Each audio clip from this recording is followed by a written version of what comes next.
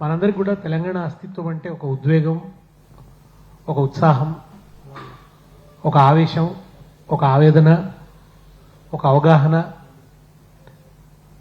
వీటన్నిటితో కూడినటువంటి భావన తెలంగాణ అస్తిత్వం అనేది.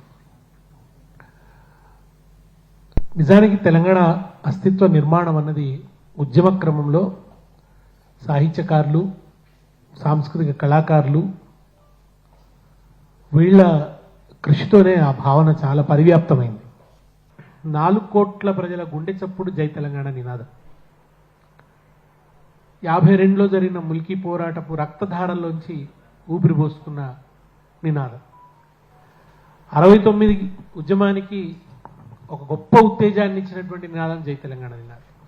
69 మీద జరిగిన అణిచివేత, 369 మంది అమరులైపోవటం, మన గడ్డగట్టిన దుఃఖానికి ఒక చిహ్నంగా అసెంబ్లీ ముందట అమరవీరుల స్తూపం ఉంది.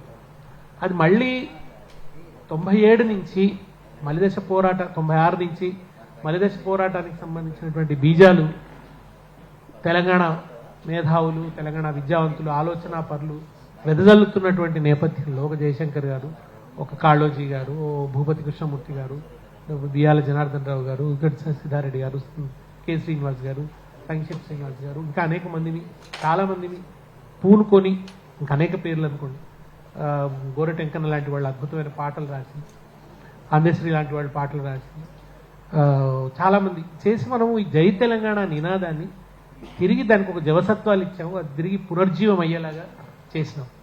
ఇవాళ విషాదం ఏంటంటే ఇవాళ ప్రభుత్వంలో జై తెలంగాణ నినాదం మీద ఒక అప్రకటిత నిషేధం ఉంది. ముఖ్యమంత్రి నోరు కాలుతుంది అనుకుంటాడు ఆయన జై తెలంగాణ అంటే, ఆయన జై తెలంగాణ అనడు. విషాదం ఏంటంటే మన మాతృభూమికి మనం జై అనకపోవడం, ముఖ్యమంత్రి అనకపోవడం ఏంటి? మీరు ఏ రాష్ట్రానికన్నా పోండి, జై మహారాష్ట్ర అంటారు, జై కర్ణాటక అంటారు, జై ఒడిషా అంటారు. వాళ్ళ రాష్ట్రాలకు వాళ్ళు జై అనడం అనేది ఒక సగర్వమైనటువంటి విషయం, ఒక ప్రైడ్. కానీ మన రాష్ట్ర ముఖ్యమంత్రికి జై తెలంగాణ అనడం ఇష్టం ఉండదు. ఆయన రాష్ట్ర ముఖ్యమంత్రి అంటలేడని మంత్రులు అంటలేరు, మంత్రులు అంటలేరని ఆఫీసర్లు అంటలేరు, ఆఫీసర్లు అంటలేరని ప్రభుత్వ యంత్రాంగం అంటలేరు. ఇది అప్రకటితంగా జై తెలంగాణ మీద నిషేధం విధించబడ్డది. వాడు ఇంతకంటే తెలంగాణకి అవమానకరమైన పరిస్థితి ఇంకొకటి ఉంటుందని నాకు అనిపిస్తుంది.